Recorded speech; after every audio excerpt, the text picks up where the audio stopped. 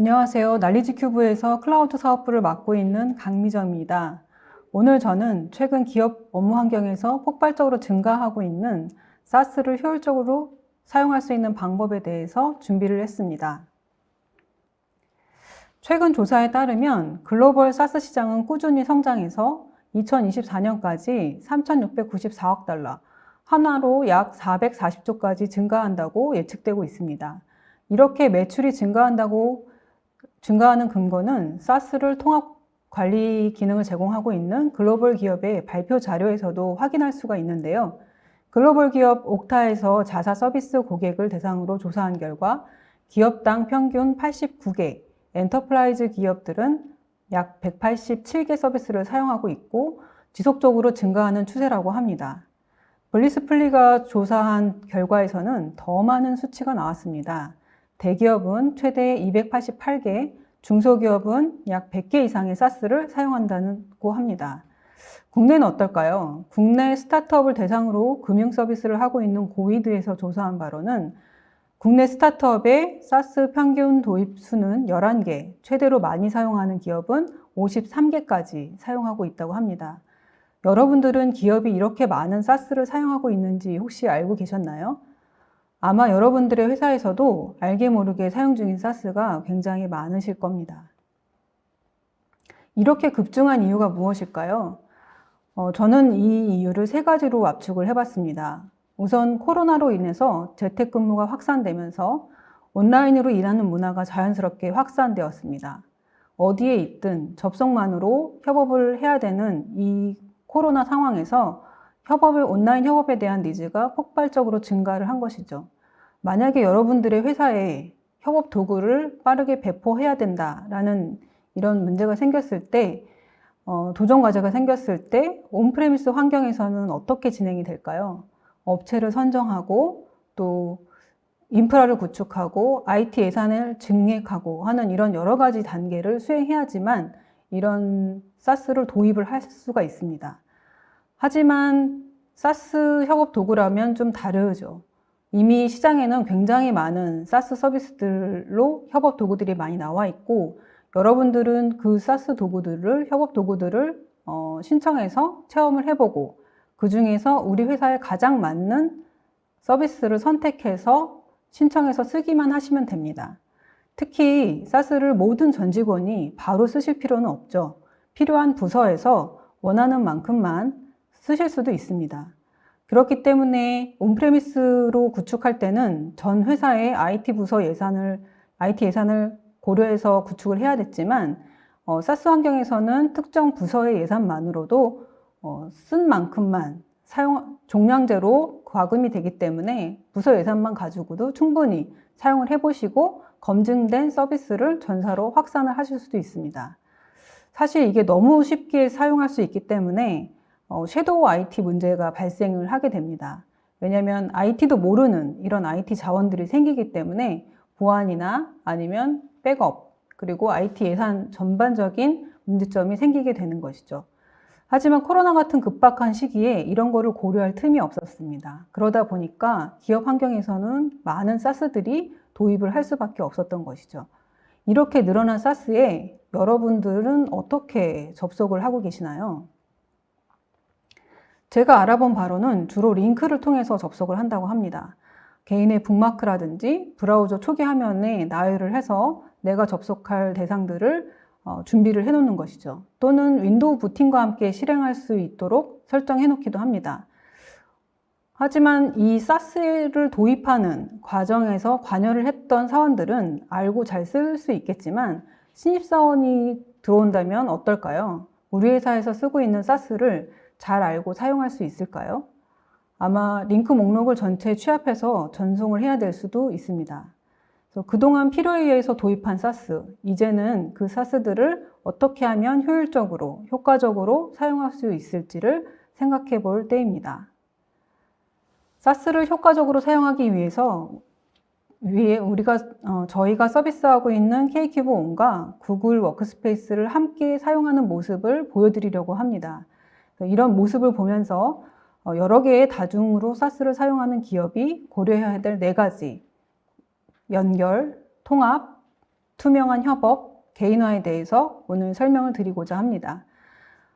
최근에 디지털 워크플레이스를 구축하려고 하는 기업들은 MS365나 구글 워크스페이스를 많이 고려를 하고 계십니다.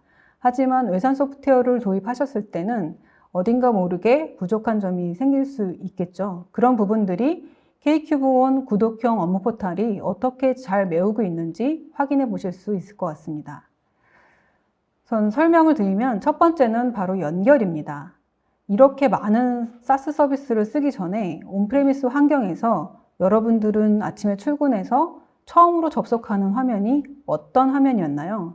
지금 보시는 UI 형태의 업무 포털이었을 것입니다. 업무 포털에는 내가 처리해야 될 결제, 또 처리해야 될 업무들, 또 동료들의 휴가 현황이나 또 동료들의 그런 경조사, 그리고 최근의 공지사항을 확인할 수 있습니다. 이런 것들을 확인하고 내가 자주 쓰는 업무 시스템의 바로가기를 통해서 업무 시스템에 접근해서 업무를 수행하게 됩니다. 이걸 보면은 마치 한국인들이 좋아하는 7첩, 12첩 반상을 받은 듯이 잘 차려진 포털에서 정보를 확인하고 일을 시작했다는 것을 알 수 있습니다. 신입사원이 들어오면 어떨까요? 이 포털에서 접근하면 회사에 관련된 모든 정보가 제공이 됩니다. 또 권한이 부여됐기 때문에 본인이 접근 가능한 시스템 또는 기능에 접근해서 일을 배우고 시작을 하게 됐습니다. 사스 환경이라고 다를까요? 사스는 대부분 전문화된 기능을 서비스하게 됩니다. 메신저 전문, 협업 전문, 프로젝트 관리 전문, 이런 전문적인 서비스들을 개별적으로 사용하게 되면 자체 기능은 굉장히 고도화된 기능을 쓸 수 있지만 이것들을 통합해서 하는 것들은 조금 부족할 수 있습니다. 그래서 이런 사스로 접근할 때 이런 정보들을 통합해서 보여주는 포탈이 여러분들의 지금 기업 환경에서도 필요하지 않을까요? 그래서 난리지큐브는 구독형 업무 포탈 K큐브온을 런칭했습니다. 이 화면에서 직원들은 최신 소식을 보고 내 일정을 확인하고 잘 정리된 매뉴얼도 확인하면서 업무에 필요한 정보를 얻게 됩니다. 내가 자주 접근하는 업무용 사스로의 링크도 상단에 보시면 관리할 수 있습니다. 전사에서 사용 중인 모든 사스 서비스에 대한 링크를 포털에 등록을 해두고 개인별로 또는 부서별로 접근 권한을 부여한다면 내가 접근 가능한 사스만 표시할 수가 있습니다. 최근까지 구축형 업무 포털에서는 개인화된 정보를 어떻게 잘 정리해서 제공할 것인가를 고민하면서 발전해 왔습니다. 사스 시대의 구독형 업무 포털도 마찬가지입니다. 어떻게 하면 개인과 관련된 새로운 정보를 개인에게 잘 전달할 수 있는가, 이런 컨텐츠들을 구성할 수 있는가를 고민하면서 컨텐츠를 구성하는 것이 매우 중요합니다. 그리고 내가 자주 사용하는 서비스로 바로 이동할 수 있도록 연결성을 제공하는 것이 또 매우 중요하겠죠. 다른 사스와 연결성을 제공하기 위해서 맨 먼저 고려해야 될 것, 다들 아시겠지만 바로 SSO입니다.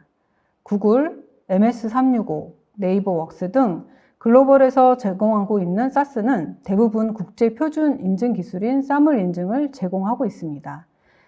이 사물 인증을 통해서 서비스 간의 SSO를 지원하게 되는데요. 사물 연동은 마스터 슬레이브처럼 인증을 해주는 아이덴티티 프로바이더와 서비스 프로바이더로 구성이 됩니다. 글로벌 사스 기업들은 본인들이 IDP가 되기도 하고 또 다른 서비스에 SP로 인증을 하기도 합니다. 그래서 양쪽 모두를 지원하고 있는데요. 저희 제품인 K큐브온도 자체 사물 IDP 서비스를 하기도 하고 또 SP로도 설정이 가능하기 때문에 글로벌 사스 서비스하고는 설정만으로도 바로 SSO가 가능합니다. 온프레미스 시스템에서도 사물 인증을 지원하고 있다고 하면 별도의 개발 없이 바로 SS를 설정만으로 즉시 사용하실 수 있도록 개발이 되어 있습니다. SSO가 되려면 전제되어야 되는 것이 무엇인가요? 바로 같은 계정이 각각의 시스템 또는 서비스에 존재를 해야지 SSO가 됩니다. 그래서 이를 위해서 사용자 동기화가 필요한데요. 예전에 온프레미스에서 시스템을 구축할 때를 생각해 보시면 시스템이 하나 도입될 때 가장 먼저 시작하는 것이 바로 인사연동입니다. 이게 바로 각자의 사용자 정보를 동기화하는 업무인데요. 이 사스 환경에서도 인사연동은 여전히 기본 작업이 됩니다. K큐브5는 이 인사연동을 지원하기 위해서 두 가지 방법을 제공하고 있습니다. 고객사의 HR 시스템에서 바로 K큐브에서 제공하는 표준 API를 호출하는 방법이 있고요. 또는 커스텀된 고객사에 맞춤형 API를 만들어서 고객사의 데이터를 끌어오는 방법이 있을 수 있습니다. K큐브1에서는 가장 기본이 되는 인사 정보를 동기화하기 위해서 두 가지 방식을 모두 지원을 하고 있고요. 본 서비스와 이렇게 커스텀 서비스 영역이 분리돼서 운영되기 때문에 본 서비스에는 영향을 주지 않고 고객에 맞춤형 커스텀 API를 운영하실 수가 있습니다.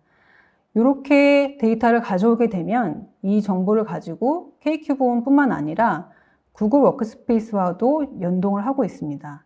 저희는 이것을 부가 서비스로 제공을 하고 있고 구글 워크스페이스를 사용하고 계시다면 이 부분만 별도로 구매를 하셔서 사용하실 수도 있습니다. 물론 구독형으로 말이죠.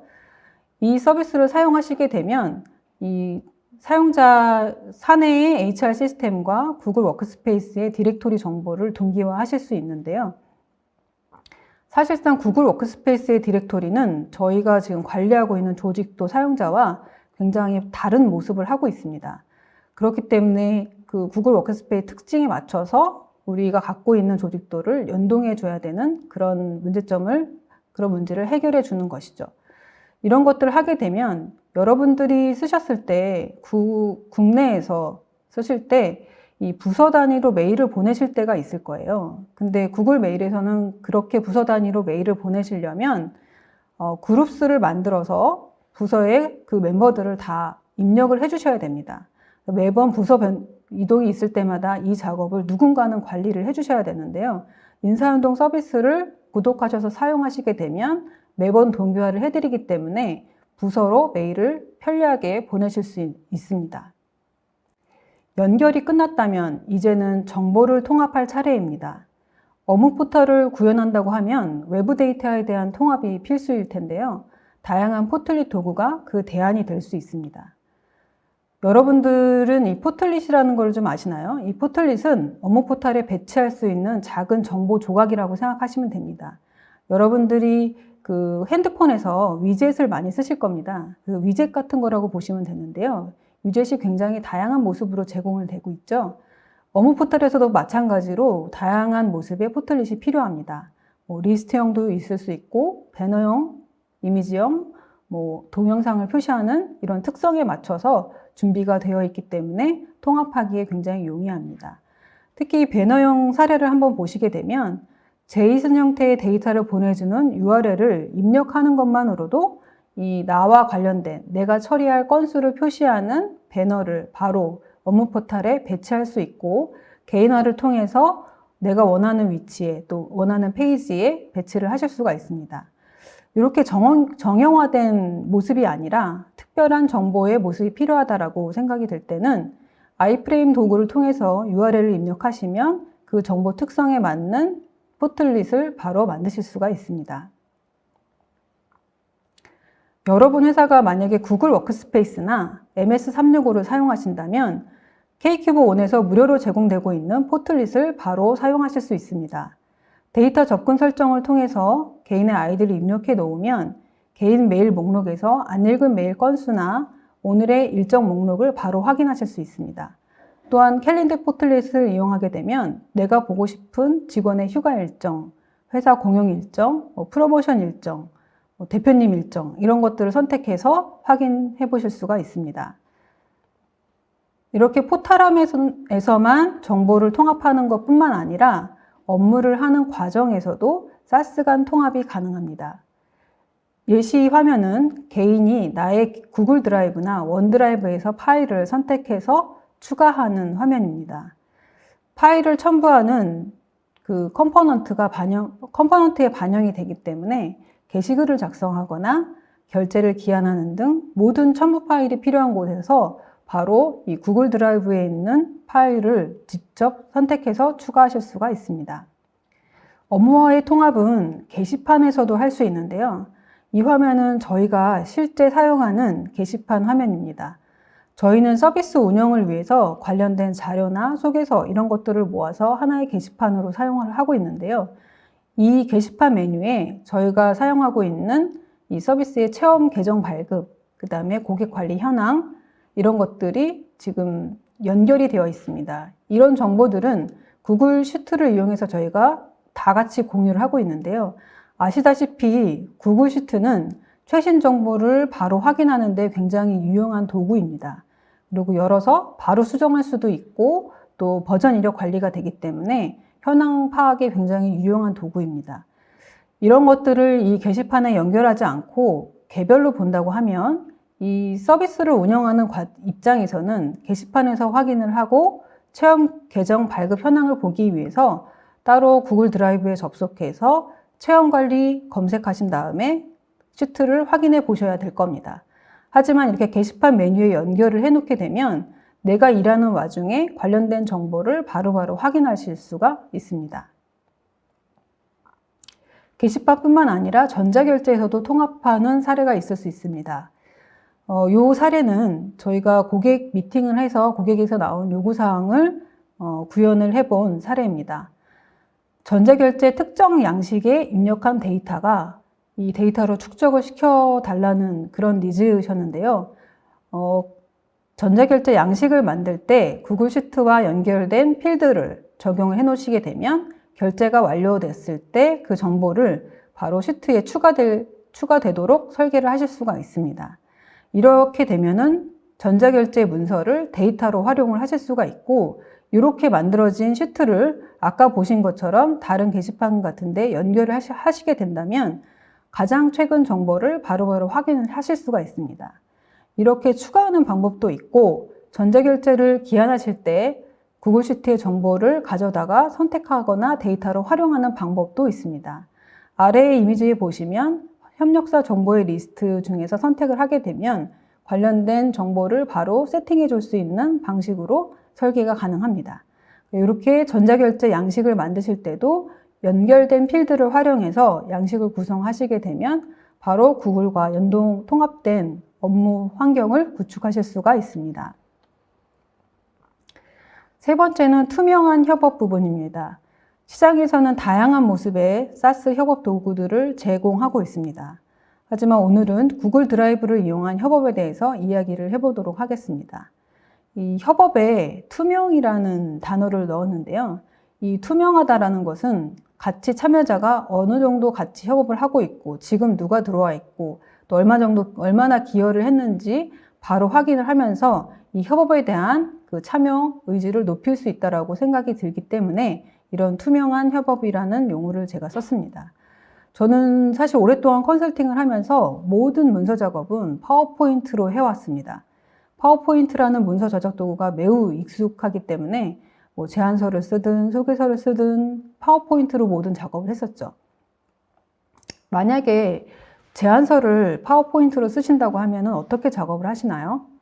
우선 목차를 만들고 템플릿을 배포한 다음에 각자 맡은 분야를 작성해서 취합을 하고 리뷰를 하고 커멘트가 달린 문서를 다시 배포하고 또 작성해서 취합하고 이런 단계를 여러 번 거쳐야 문서가 완성이 됩니다. 이럴 때 가장 유용한 도구가 최근에 지금 SaaS로 제공되고 있는 다양한 협업 도구입니다. 채널을 만들고 참여자가 들어와서 공유를 한 다음에 또 다시 올리는 것으로 다시 다 공유가 되는 이런 협업도가 굉장히 유용할 텐데요.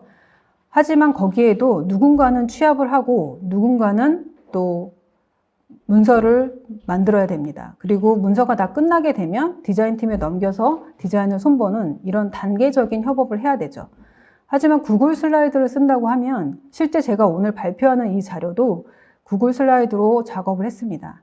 제가 발표자가 작성을 하는 와중에 디자인 팀장이 들어와서 이미지를 교체해주고 컬러를 조정해주는 등 실시간으로 협업이 일어나면서 문서가 완성이 됩니다.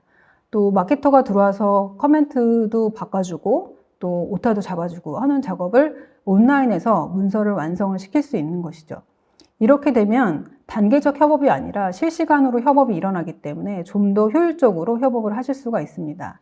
저는 이런 경험을 한번 하고 나서는 더 이상 파워포인트를 열지 않습니다.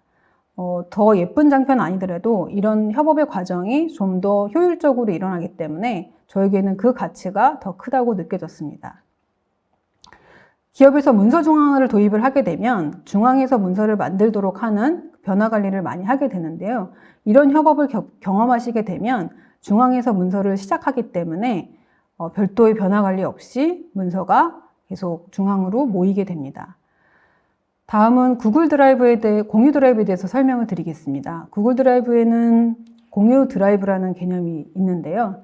이건 아마 문서 중앙화 솔루션이나 ECM을 써보신 분들은 많이 알고 계실 겁니다. 특정 개인 소유가 아니라 문서함에 다 문서가 모이고 사용자가 퇴직을 하더라도 거기에 남겨져 있게 되는 기능인데요. 구글에서도 이 기능을 얼마 전부터 지원을 하고 있습니다.